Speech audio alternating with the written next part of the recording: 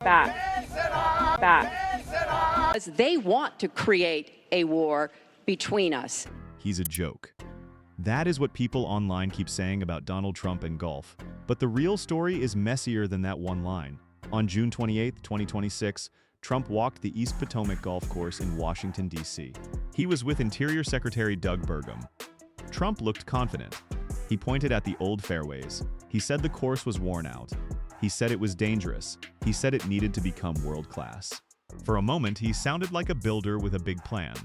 He owns famous courses. He has hosted major names. He knows how to turn a golf trip into a headline. And if this story already has you locked in, give this video some hype, because this one only gets stranger from here.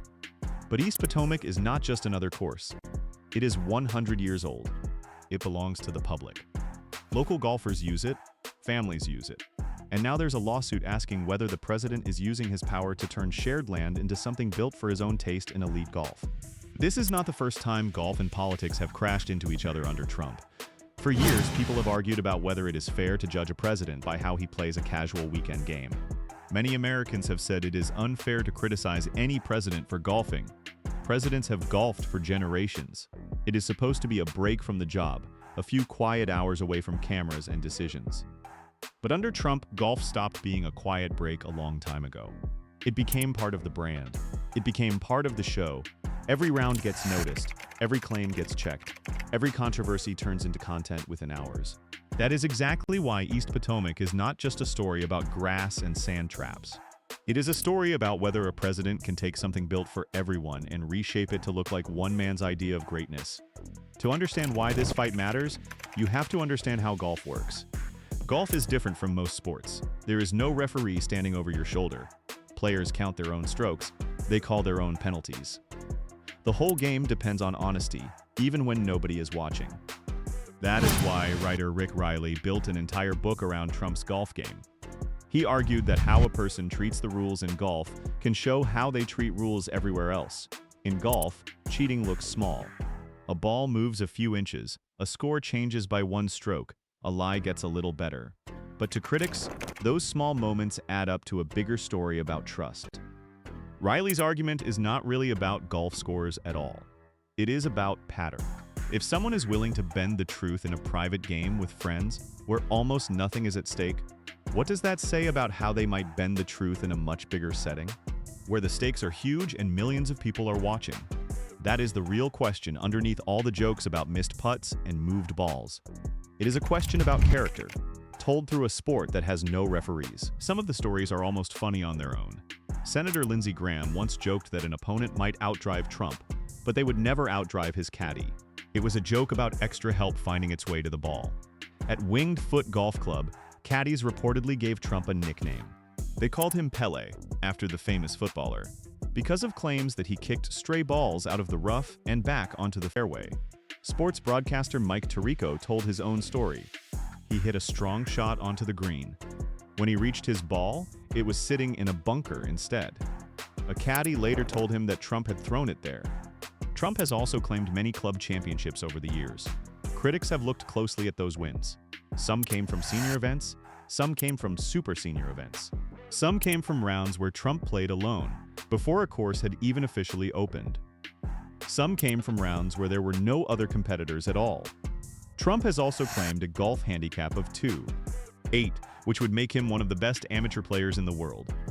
Professional golfer Ernie Els has estimated that Trump's real ability is closer to an 8 or a 9. That is still a solid amateur score, just nowhere near as impressive as 2.8. None of these stories are about a sport being ruined. They are about rule bending, ball moving, and lie changing, the kind of small choices that golf is built to test. Stack these stories together and a pattern forms. A kicked ball here, a thrown ball there. A championship claim that does not hold up under questioning.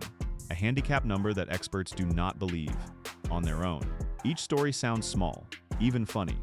Together, they paint a picture critics have used for years to argue something bigger about honesty and self-interest. Then came July 2025, and the moment that turned this story into a worldwide joke. Trump was in Scotland at his Turnberry resort. It was supposed to be a diplomatic trip, full of trade talks and serious meetings. Instead, golf footage became the biggest story of the visit. One clip appeared to show Trump nudging his ball into a better spot with his club. Another clip appeared to show a caddy dropping a ball near a bunker, so Trump could play it like it was his original shot. The clips spread fast. Digital outlets like Midas Touch used them as proof that the old cheating stories were still true. The news show Vantage, hosted by First Post, turned it into a joke of the day segment, mocking Trump's missed putts and bent rules in front of a global audience. Even King Charles got in on it. During a later visit, he made a subtle joke about how British soil makes for rather splendid golf courses, a quiet nod to everything that had just happened in Scotland. What made Turnberry different from the older stories was the proof. For years, the cheating stories about Trump came from caddies, golf partners, and writers describing what they had personally seen. People could doubt those accounts if they wanted to. Turnberry was different. There was video. People could watch the clips themselves, frame by frame, and decide what they were looking at. That single difference, video instead of stories, is a big part of why the controversy spread so fast and reached so many people who do not normally follow golf news at all. For a lot of people watching online, this felt like proof. Golf legends destroy Trump, the headlines said. Case closed, except the case is not closed at all. Look closer at the actual golf world, and the picture gets a lot messier. Rory McIlroy played a casual round with Trump back in 2017. Later, he criticized Trump's handling of the COVID-19 pandemic. McIlroy said he would not play golf with him again. That is a real public break. But Tiger Woods never made that kind of break. Woods has kept a cordial relationship with Trump and avoided public attacks. Even while Trump used golf legends for political moments at the White House, Jack Nicklaus went even further the other way. He publicly endorsed Trump in 2020, standing firmly on his side. Gary Player is maybe the most interesting case. According to Rick Riley's reporting, Player privately scoffed at Trump's club championship claims, doubting them just like everyone else. But publicly, Player stayed close to Trump. He accepted the Presidential Medal of Freedom in 2021. He was hosted at the White House for a youth fitness event in 2025. Greg Norman worked closely with Trump through LIV Golf. Phil Mickelson played LIV events at Trump-owned courses. Neither one stood up to publicly destroy him. If anything, both helped keep his courses relevant on the world stage. Even golf's official bodies, the ones that distanced themselves from Trump's comments back in 2015, did it quietly, through statements and contract decisions, not public confrontations. So here is the twist in the headline. Golf legends did not all destroy Trump. Some criticized him, some stayed close, some simply avoided the fight altogether. And honestly, that mix might be more troubling than a clean villain story. He gets mocked by critics but protected by money, business, and status. Think about what that mix means. If every single legend in golf had walked away from Trump, the headline would be simple and true. Golf really would have destroyed him, but that is not what happened. The same sport that produces caddies joking about kicked balls also produces legends who accept his medals, play his courses, and stand beside him at the White House. Both things are true at once. But that contradiction is the real story, even though it is harder to fit into one angry headline. You can see that protection clearly in what happened after Bedminster. In 2022, the PGA of America stripped Trump National Bedminster of hosting the PGA Championship. That decision came after the Capitol riots. It looked like a real institutional break, but Trump did not stay isolated for long. He aligned his courses with the Saudi-backed LIV Golf Tour. Live events at his properties featured big names, including Bryson DeChambeau, Phil Mickelson, and Sergio Garcia. Those tournaments kept Trump's courses in the spotlight as major golf venues, even after the PGA pulled away. It is worth slowing down on what happened here, because it shows how Trump operates. One major institution, the PGA, pulled a huge championship away from him as a kind of punishment. By most normal measures, that should have hurt his standing in golf. Instead, a different power structure, LIV Golf, backed by enormous Saudi money, stepped in almost immediately and gave him something just as big, if not bigger. The punishment from one side got canceled out by a reward from the other. That is not what total rejection looks like. That is what business looks like. Trump also hosted golf legends at the White House, including Gary Player and Bryson DeChambeau, for events built around youth sports and fitness.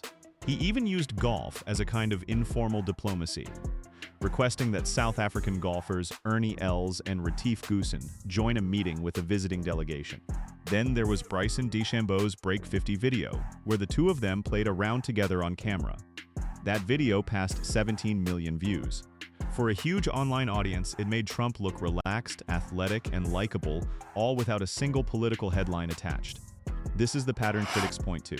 When one institution steps back, another one steps in. When the public mocks him, an ally puts him right back on camera, smiling. And that pattern matters, because the fight over Trump's golf habits did not stay small. It grew into something much bigger, a fight over public land itself. In December 2025, the Department of the Interior ended the lease of a group called National Links Trust at East Potomac. That group had invested $8.5 million into the course. Under their care, both revenue and the number of rounds played by local residents had doubled. The administration said improvements were too slow. Critics said the real plan was different, that officials wanted to turn this public, historic course into a private, championship-grade course built for elite golf, not for everyday residents. Look closely at the timeline here. A nonprofit group takes over a worn-down public course. They spend millions of their own dollars fixing it up. Within a short time, more people are using it and more money is coming in.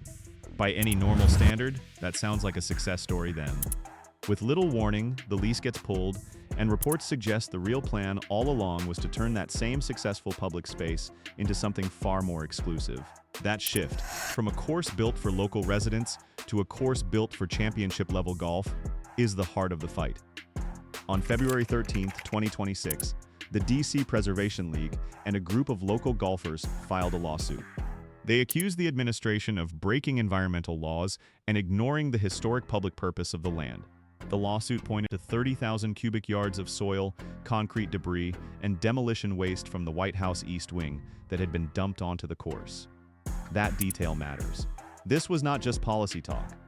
It was construction waste physically dumped onto a public park, raising real environmental and health questions for the people who use that land. Then came June 28, 2026, the day Trump walked the site with Burgum and defended the whole project. During that same visit, he turned and attacked Janice Louis George, the presumptive next mayor of Washington, calling her a communist and warning that federal power would be used to protect his building plans. That is the real shift in this story. It stopped being a question about whether Trump moved a golf ball on a private course. It became a question about whether he can move public land to match his own vision, using the power of his office to do it. There's a second example of that same pattern, just a short walk away. The Lincoln Memorial Reflecting Pool went through a $14.2 million renovation. The plan was to turn the water a deep American flag blue in time for a major anniversary. By June 2026, the pool had green algae and peeling paint instead. Workers had to use hydrogen peroxide and bleach just to clean it. Trump did not blame the renovation itself. He blamed what he called criminal, radical left vandals. He claimed someone had cut a 300-foot gash into the pool and poured in dangerous chemicals. According to the research, reporters who visited the site found no physical evidence of any of that damage. Different location, same pattern. A big promise, a public spectacle, a messy result, and someone else to blame. It is worth noticing how closely this mirrors the East Potomac story. In both cases, a public space gets a grand makeover plan tied to Trump's own taste and his own timeline. In both cases, something goes wrong. And in both cases, instead of the project itself taking the blame, an outside enemy gets pointed to instead, whether that is vandals at a reflecting pool or a slow-moving nonprofit at a golf course. Two different sites, blocks apart in the same city, telling almost the exact same story about how problems get explained away.